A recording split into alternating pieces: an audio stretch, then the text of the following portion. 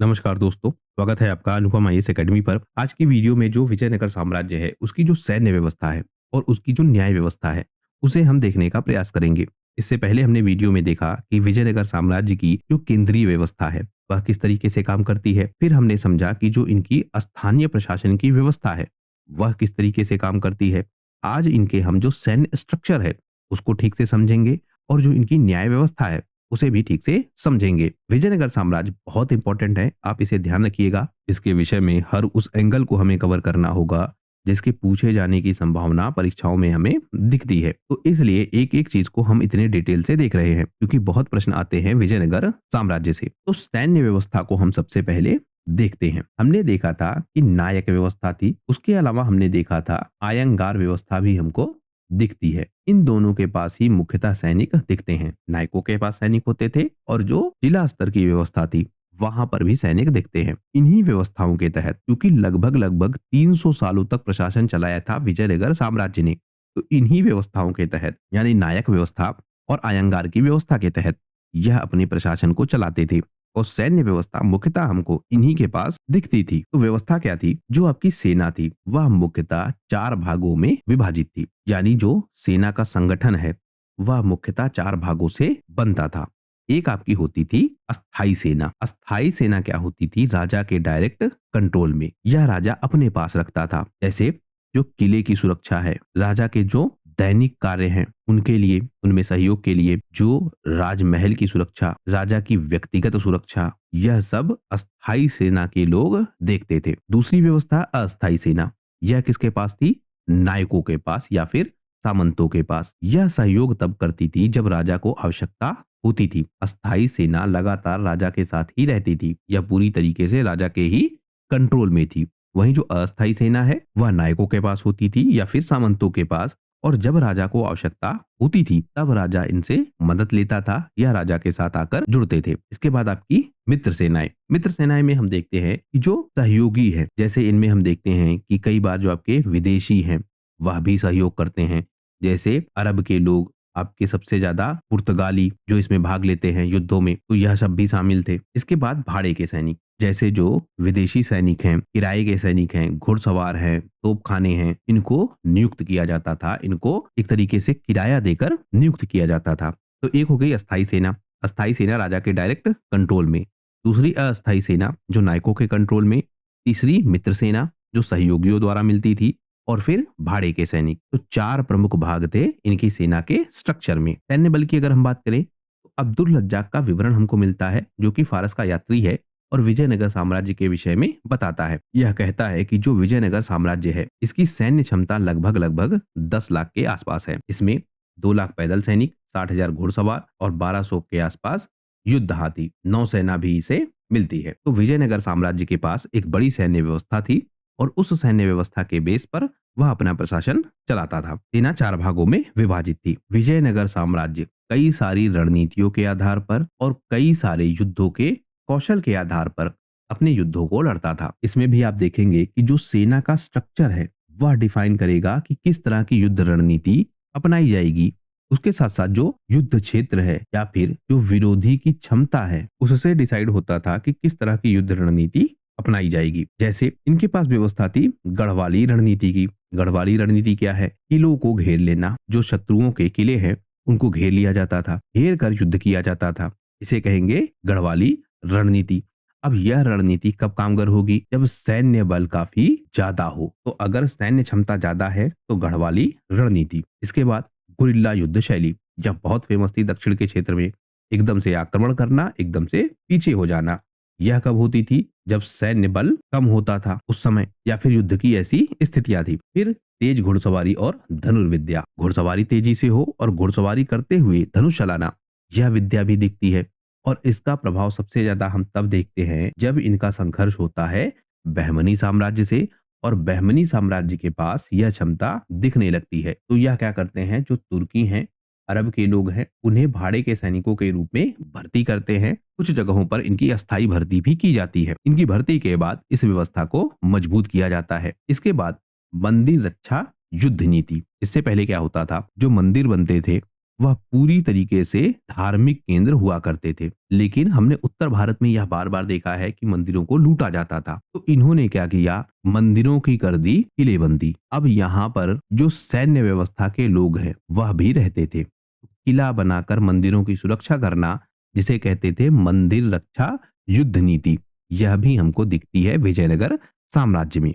तो युद्ध कौशल की यह व्यवस्थाएं हैं। इसके बाद हम देखें, एक व्यवस्था है कंदाचार की व्यवस्था। यह क्या है? कंदाचार क्या है? इनकी आचार संहिता है। यहाँ पर जो नियम कानून है, उनको लिखा जाता था, उनको संहिताबद्ध किया जाता था। आपने टीवी सीरियल्स में देखा होगा कि जब इन क्षेत्रों में कोई विद्रोह होता था या किसी मामले पर निर्णय लेना होता था, तो यह कहा जाता है कि हमारे नियम शास्त्र में इसकी क्या व्यवस्था है, इसके लिए क्या दंड दिया गया है। तो एक व्यक्ति आता था नियम संहिता के साथ, एक पुस्तक के साथ, उसमें देखकर बताता था कि इस अपराध के लिए यह दंड लिखा गया है। तो वह व्यवस्था भी बनी थी, जिसे कहते थे कंदाचार की व्यवस्था। अब यह व्यवस्था लागू कैसे होगी?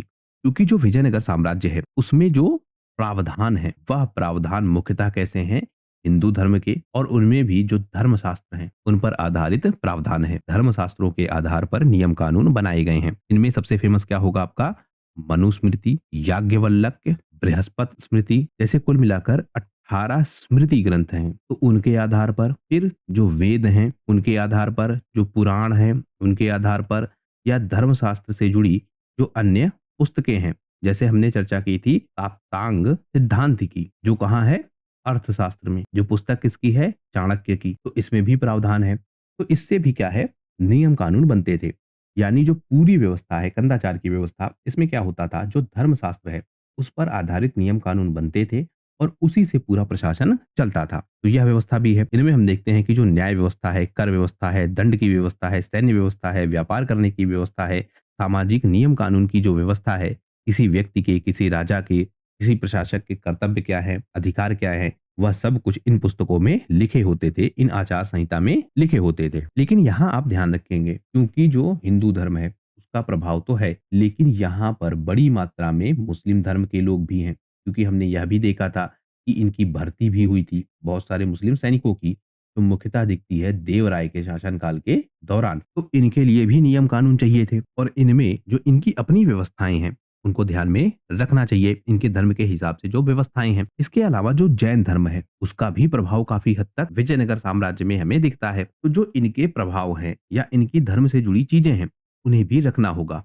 इसीलिए हम देखते हैं कि जो आचार संहिता बनेगी, उनमें इनके धर्मों से जुड़े हुए जो नियम कानून हैं, उन्हें भी ध्यान में रखा जाएगा, उनका भी प्रभाव हमको दिखेगा।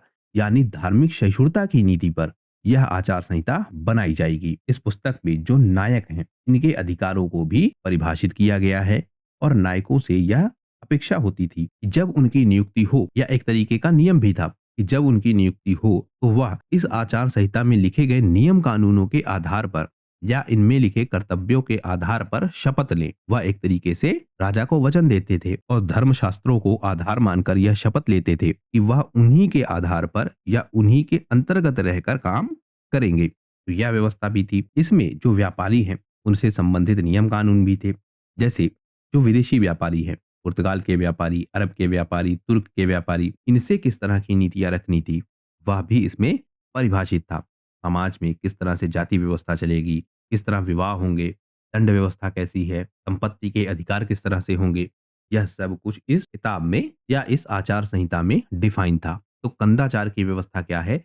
आचार संहिता की व्यवस्था है, जिसमें नियम कानून लिखे हैं, धार्मिक सहिष्णुता को ध्यान में रखा जा रहा है, कर व्यवस्था को ध्यान में रखा जा रहा है, विदेशी व्यापार को भी ध्यान में रखा जा रहा है। कुल मिलाकर जो समाज है उसके लिए नियम कानून बनाने की यह पुस्तक है या यह व्यवस्था है। अगली व्यवस्था अगर हम देखें तो इनकी जो सैन्य व्यवस्था है, इसमें जो घोड़े हैं, इनका अपना अलग से एक महत्व है। हमने देखा कि जो बहमनी सल्तनत है, उस बहमनी सल्तनत ने विजयनगर साम्राज्य पर हमला किया, और हमला करने के बाद इसे पराजित कर दिया। पराजित होने का जो कारण है, वह कारण यह था कि धनुर्धर, घोड़े और तोपखाने, यह तीन सबसे प्रमुख कारण थे जिसकी वजह से विजयनगर साम्राज्य युद्ध को हारा था। देवराय का शासनकाल था, तो देवराय ने व्यवस्थाओं को परिवर्तित किया। इन्होंने धनुर्धरों की भी नियुक्ति की, घोड़ों को भी काफी मात्रा में खरीदा, और तोपखाने की व्यवस्था भी अपनाई। अब इसमें आप प्रभाव देखिए, जो धनुर्धर हैं इसमें मुख्यतः प्रभाव होगा अरब का और तुर्की का। जो तोपखाने हैं यह भी मुख्यतः आएंगे पुर्तगालियों से, मतलब पुर्तगालियों का ज्यादा प्रभाव होगा। जो घोड़े हैं यह दो जगहों से आएंगे। एक आपके जो अरब के व्यापारी हैं वह घोड़े लाकर बेचेंगे, दूसरे जो आपके पुर्तगाली हैं वह भी घोड़े लाकर बेचेंगे। और पुर्तगालियों ने एक एग्रीमेंट भी किया था। एग्रीमेंट कैसा कि पुर्तगाली भारत में केवल और केवल विजयनगर साम्राज्य को ही घोड़े बेचेंगे। इनका व्यापारिक केंद्र क्या था? हम्पी। तो हम्पी एक बड़ा बाजार बना हुआ था। यहाँ पर यह लोग घोड़े लाते थे और घोड़े लाकर बेचते थे, उनकी बोली लगती थी। इसमें जो पुर्तगाली है इन्होंने पहले से तय कर रखा था कि यह केवल और केवल विजयनगर साम्राज्य को घोड़े बेचेंगे। अरब व्यापारी भी आते थे। तो एक तरीके से मजबूत सैन्य व्यवस्था बने उसके लिए यह सारे प्रावधान थे। इन घोड़ों से तेजी से युद्ध करने में और जो आक्रमण क्षमता है उनको बढ़ाने में काफी मदद मिलती थी। अब इसमें एक चीज आप देखिए, जब घोड़े युद्ध के मैदान में होते थे तो इससे सबसे ज्यादा लाभ क्या होता था? जो आपकी छापेमार युद्ध पद्धति है वह ज्यादा इफेक्टिव हो जाती थी। अगर इनमें हाथी हैं तो हाथियों के साथ समस्या क्या है कि वह तेजी से मुड़ नहीं पाते थे। घोड़ों के साथ क्या था? एक तो यह ऊबड़ खाबड़ रास्तों पर चल सकते थे, यानी जो पहाड़ी रास्ते हैं उनमें यह ज्यादा प्रभावशाली थे। दूसरे जो इनकी मुड़ने की क्षमता है, यानी रणनीति बदलने की जो क्षमता है वह घोड़ों के साथ ज्यादा इफेक्टिव थी। इसके साथ साथ घोड़ों को तेजी से दौड़ाया जाता था और तेजी से दौड़ाकर हमले करने में जो धनुर्धर हैं वह प्रमुख रोल अदा करते थे। तो जो घोड़ों की क्षमता है वह ज्यादा दिखने लगी युद्ध के मैदानों में, और युद्ध की जो रणनीतियां हैं वह इनके कारण बदल गई। तो विजयनगर साम्राज्य ने भी बदला इन रणनीतियों को। क्योंकि आप ध्यान रखिएगा, एक तरफ था आपका बहमनी सल्तनत, लेकिन उसके ऊपर आप भूलिएगा मत कि दिल्ली सल्तनत भी बना हुआ था। वहीं जो आपका गुलाम वंश है दिल्ली सल्तनत में, इसका प्रभाव तो हमको दक्षिण के क्षेत्रों पर भी दिखता है। जैसे जो आपका पांड्य साम्राज्य था, आपका जो चेर साम्राज्य है, आपका जो चोल साम्राज्य है, इन पर प्रभाव दिख रहा था। तो जो दिल्ली सल्तनत के लोग हैं, इनकी जो व्यवस्थाएं हैं युद्ध लड़ने की, तोपखानों की, यह सब भी हमको दिखती हैं। और इसका प्रभाव यह था कि विजयनगर साम्राज्य ने भी अपनी सैन्य क्षमता में इनको शामिल किया और उसको आगे बढ़ाया। तो युद्ध की जो रणनीति है उसमें बड़े परिवर्तन हुए और घोड़ों ने उसमें प्रमुख भूमिका अदा की। घोड़े आते कहाँ से थे? अरब के क्षेत्र से, तुर्की के क्षेत्र से, फारस के क्षेत्र से और पुर्तगाल से। जो प्रमुख बंदरगाह हैं जैसे गोवा का, हम्पी का, भारूच का और कालीकट का, यहाँ घोड़े आते थे। व्यापारिक समझौते थे पुर्तगालियों से। पुर्तगाली केवल और केवल विजयनगर साम्राज्य को घोड़े बेचते थे, और उसके अलावा जो अन्य शक्तियां हैं या फिर अन्य जो व्यापारी हैं वह घोड़े लाकर बेचते थे। उनकी बोली लगती थी, जो खरीद पाता था वह खरीदता था। क्योंकि विजयनगर साम्राज्य में जो राजा था उसके पास काफी धन होता था, तो वह बोली लगाकर भी घोड़ों को खरीद लेता था, या फिर उसके अधिकारी बोली लगाकर घोड़ों को खरीद लेते थे। अब्दुल रज्जाक इसके विषय में विवरण देता है। इसके विषय में घोड़ों के महत्व पर यह बताता है कि जो देवराय द्वितीय है इन्होंने सबसे ज्यादा इस नीति को परिवर्तित किया। जैसा अभी हमने आपको पीछे बताया, युद्ध के बाद इससे जो सैन्य शक्ति है वह काफी मजबूत हो गई और विजयनगर साम्राज्य घोड़ों के व्यापार के लिए एक प्रमुख केंद्र बन गया। बंदरगाहों पर इन घोड़ों की बोली लगती थी और घोड़ों को तैयार कर उन्हें युद्ध के मैदान में भेजा जाता था। इनमें जो तुर्की धनुर्धर थे वह भी शामिल हुए, क्योंकि यह घोड़ों पर बैठकर तेजी से तीर चलाते थे, तो यह भी शामिल हुए। और इससे भी जो विजयनगर साम्राज्य की व्यवस्था है वह पूरी तरीके से बदल गई। अब हम देखते हैं इनकी न्याय व्यवस्था को। हम देखते हैं कि जो विजयनगर साम्राज्य है वह लगभग 300 सालों तक प्रशासन चलाता है, और 300 सालों तक प्रशासन चलाने के लिए न्याय व्यवस्था का मजबूत होना बहुत जरूरी है। राजा के पास सबसे ज्यादा अधिकार थे, राजा सबसे सर्वोच्च न्यायाधीश था। लेकिन जो स्थानीय प्रशासन है उसमें भी हमें न्याय व्यवस्था दिखती है। न्याय व्यवस्था इनकी धर्मशास्त्रों पर आधारित थी। नारद स्मृति, बृहस्पति स्मृति, याज्ञवल्क्य स्मृति, मनु स्मृति, वेद, पुराण, इन सब के आधार पर न्याय व्यवस्था बनी हुई थी। नीतियां उसी पर तय थी। कांदाहार की व्यवस्था हमने देखी, जिसमें न्याय व्यवस्था को संहिताबद्ध किया गया था, मतलब उनको लिखा गया था। ग्राम पंचायत से लेकर केंद्रीय प्रशासन तक जो नियम कानून थे वह वेल डिफाइन थे। न्याय व्यवस्था के अगर हम अंगों की बात करें तो सबसे ऊपर है राजा, इसकी व्यवस्था हमने देखी। उसके बाद जो राज परिषद है या फिर मंत्री परिषद, यानी अगर राजा नहीं है उस केस में जो राज परिषद है या फिर मंत्री परिषद है वह भी न्याय व्यवस्था को देखते थे। इसके साथ साथ जो स्थानीय प्रशासन है, ग्राम स्तर है, यहाँ पर आपके जो नायक है यह भी न्याय व्यवस्था को देखते थे। इसके साथ साथ जो ग्राम सभा है यह भी न्याय व्यवस्था को देखती थी। जो ब्राह्मण गांव है या फिर अग्रहार गांव, यह भी न्याय व्यवस्था को देखते थे। इसके साथ साथ जो कणिकम गांव है यह भी अपनी न्याय व्यवस्था को देखते थे। तो यह पूरी व्यवस्था बनी हुई थी। पुर और सभा हमको मिलती है, जो छोटे मोटे विवादों को देखती है। उसके बाद नाडु और मंडलम, यहाँ पर भी न्याय व्यवस्था है, न्यायालय है। यह पूरी न्याय व्यवस्था धर्मशास्त्रों पर आधारित है और उसी के आधार पर दंड प्रणाली हमको दिखती है। अगर हम न्यायालयों के प्रकार देखें तो 4 तरह के न्यायालय हमको दिखते हैं। सबसे पहला स्थित न्यायालय, इसे कहेंगे अस्थायी न्यायालय, यानी जो बड़े नगर हैं, प्रशासनिक केंद्र हैं, मंडल हैं, नाडु हैं, इन सब स्थानों पर अस्थायी न्यायालय होते थे और यह न्यायालय कांदाहार की व्यवस्था के तहत चलाए जाते थे। संहिताबद्ध जो न्याय व्यवस्था है उसके आधार पर चलाए जाते थे। यहाँ पर न्याय किया जाता था। दूसरी व्यवस्था है चल न्यायालय की। इसमें क्या है, न्यायालय चल कर जाता था, यानी यह अस्थायी न्यायालय था। जैसे कोई दूर दराज का एरिया है जहां पर अस्थायी व्यवस्था नहीं है, तो वहां पर यह न्यायालय जाता था और न्याय को करता था। इसके बाद हो गया मुद्रित न्यायालय। इसमें क्या व्यवस्था थी, जब राजा किसी अधिकारी को, जो राजा की मुहर होती थी या राजा की जो सील होती थी, उसको लगा कर देता था, यानी किसी को विशेष शक्ति देता था कि वह न्याय व्यवस्था को देखे, तो वह न्याय व्यवस्था देखता था किसी क्षेत्र विशेष में। यानी राजा किसी व्यक्ति को नॉमिनेट कर देता था कि यह न्याय व्यवस्था देखेगा इस क्षेत्र विशेष में। उसके पास राजा का अथॉरिटी लेटर होता था, तो वह न्याय व्यवस्था को देखता था। इसके साथ हम क्या देखते हैं कि इनके जो निर्णय हैं वह अंतिम होते थे। अब देखिए, न्याय व्यवस्था में क्या था, क्रम था। क्रम कैसा, अगर आपको ग्राम न्यायालय से संतुष्टि नहीं है, उसके निर्णय से संतुष्टि नहीं है, तो आप ऊपर जाइए। ऊपर मतलब आप नाडु के पास जाइए, आप मंडल के पास जाइए, या फिर अंततः आप राजा के पास जा सकते हैं।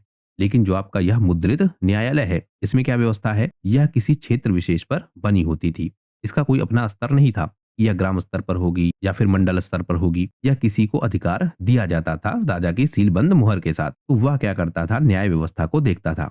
लेकिन अगर इससे कोई विवाद हो गया, मतलब इसके किसी निर्णय से आप संतुष्ट नहीं है या वहां के लोग संतुष्ट नहीं है, तो वह केवल और केवल राजा के पास ही जा सकते थे। राजा के अलावा कोई और इनके निर्णय को बदल नहीं सकता था। तो यह व्यवस्था कैसी है, मुद्रित न्यायालय की व्यवस्था। अगली व्यवस्था शास्त्रित न्यायालय की व्यवस्था, यानी जो धार्मिक ग्रंथ हैं, स्मृतियां हैं, शास्त्र हैं, उन पर आधारित यह न्यायालय है। और मुख्यतः इनको कौन देखता था, जो ब्राह्मण हैं, पंडित हैं और धर्मशास्त्र के ज्ञाता है, वह इसको देखते थे। मुख्यतः इन न्यायालयों में जो सामाजिक नियम कानून है उससे संबंधित मुकदमे देखे जाते थे। जैसे जो विवाह के मुकदमे हैं, संपत्ति के मुकदमे हैं, दान के मुकदमे हैं, जातिगत व्यवस्था से संबंधित मुकदमे हैं, या फिर किसी धार्मिक व्यवस्था से जुड़े मुकदमे, उन मुकदमों को इन न्यायालयों में देखा जाता था। लेकिन यहाँ राजा का जो कंट्रोल है वह काफी कम होता था। इन तीनों व्यवस्थाओं में, चाहे आपके तिष्ठित हो, चाहे आपके चल हो, चाहे आपके मुद्रित हो, तीनों व्यवस्थाओं में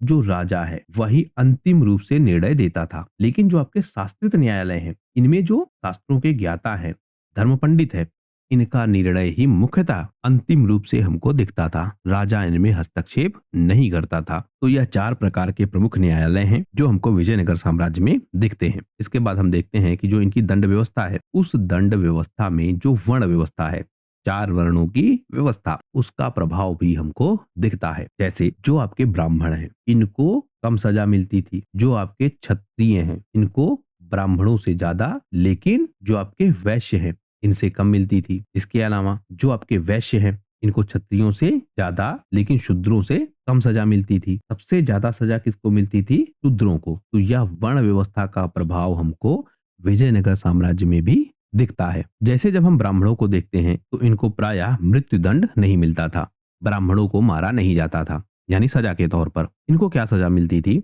यह देश से निकल जाएं, तीर्थ यात्रा पर चले जाएं, यानी उस समाज को छोड़ दे।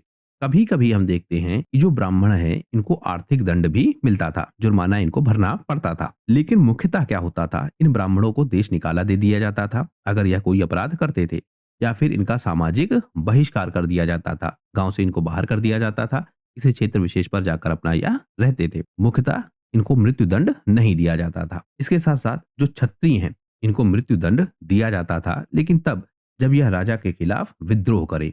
लेकिन आप ध्यान रखिएगा, ब्राह्मणों से ज्यादा सजा लेकिन वैश्यों से कम सजा इनको मिलती थी। सजा में इनके साथ क्या होता था, मुख्यतः अगर यह विद्रोह करते हैं, उस स्थिति में इनके अधिकार छीन लिए जाते हैं, या फिर कई बार इनको देश से निकाल भी दिया जाता है, यानी उस क्षेत्र विशेष से निकाल दिया जाता है। बहुत कम हम देखते हैं कि इनको कोड़े भी मारे जाते हैं, मतलब सार्वजनिक रूप से इनको सजा दी जाती है, यह बहुत कम हम देखते हैं। यह मुख्यतः कब होता था, यानी सार्वजनिक रूप से कोड़े मारना, जब यह राजा के खिलाफ देशद्रोह करते थे, यानी किसी दूसरे पक्ष से मिलकर राजा के खिलाफ षड्यंत्र करते थे, अन्यथा इनको निर्वासित किया जाता था या फिर इनके अधिकार छीन लिए जाते थे। इसके बाद जो वैश्य हैं या फिर जो व्यापारी हैं, इनको किस तरीके का दंड मिलता था? मुख्यतः यह क्या करते थे? अपराध चोरी करते थे या फिर धोखेबाजी, जालसाजी या फिर मिलावट करते थे। तो इसके लिए क्या सजा थी? एक अलग से व्यवस्था थी। व्यापारियों का एक ग्रुप बना था जिसको कहते थे गिल्ड्स। यह भी इनको सजा देता था। यानी किसी व्यापारी ने अगर कोई गलत काम किया है और यह गलत काम कनेक्टेड है किससे? व्यापार से, तो इनको जो व्यापारिक संगठन है वह सजा देते थे। अगर किसी व्यापारी ने या किसी वैश्य ने व्यक्तिगत रूप से कोई अपराध किया है, अब यहाँ दो तरीके के अपराध हैं, एक व्यापारिक अपराध, एक व्यक्तिगत अपराध। अगर व्यक्तिगत अपराध किया है तो उसको सजा मिलती थी धर्मशास्त्रों के आधार पर, यानी जो पारंपरिक व्यवस्था है उसके आधार पर। वहीं अगर उसने व्यापारिक स्तर पर कोई गड़बड़ी की है, उस केस में उसको व्यापारिक संगठनों द्वारा या व्यापारिक गुटों द्वारा सजा दी जाती थी, जिसे कहते थे गिल्ड्स व्यवस्था। इसके बाद जो शूद्र हैं और जो दास हैं, इन्हीं के लिए सबसे कठोर सजा हमको दिखती है। इनको कोड़े मारना, इनको अंग भंग करना, जीवन भर के लिए दास बनाना, सामाजिक रूप से बहिष्कृत करना, यह सारी सजाएं हमको दिखती हैं। सबसे ज्यादा सजा इन्हीं को दी जाती थी। लेकिन इनमें भी अंतर है। अगर कोई शूद्र आर्थिक रूप से संपन्न है और राजा के प्रति वफादार है तो उसे दंड में छूट भी मिलती थी और वह आर्थिक दंड को भोग कर मुक्त हो सकता था, यानी हर्जाना भर के मुक्त हो सकता था। लेकिन मुख्यतः हम देखते हैं कि जो शूद्रों की दशा है वह आर्थिक रूप से काफी कमजोर थी। इस वजह से वह हर्जाना नहीं भर पाते थे और उन्हें कठोर सजाएं झेलनी पड़ती थी। तो इस तरह से जो विजयनगर साम्राज्य है उसकी पूरी न्याय व्यवस्था बनी हुई थी। तो हमने दो चीजें कवर कर ली हैं। एक, इनकी प्रशासनिक व्यवस्था। प्रशासनिक व्यवस्था में भी हमने केंद्रीय प्रशासन और स्थानीय प्रशासन, इन दोनों को देख लिया है। इसके साथ साथ हमने आज देखा इनकी न्याय व्यवस्था को और वह किस तरीके से चल रही है। यह दो टॉपिक हम कवर कर चुके हैं। अब हमें देखना है इनकी जो राजस्व व्यवस्था है वह किस तरीके से चलती है, और इसके साथ साथ जो विजयनगर का समाज है वहां की जो सामाजिक स्थिति है वह किस तरीके से है, उसे हमें समझना होगा। लेकिन इन्हें हम आने वाले वीडियोज में समझेंगे। इस वीडियो में फिलहाल सिर्फ इतना ही। वीडियो यदि पसंद आया हो तो प्लीज शेयर कीजिए अपने दोस्तों के साथ, सब्सक्राइब कीजिए इस चैनल को। आपका हमसे जुड़ने के लिए बहुत बहुत धन्यवाद। आपका दिन शुभ हो।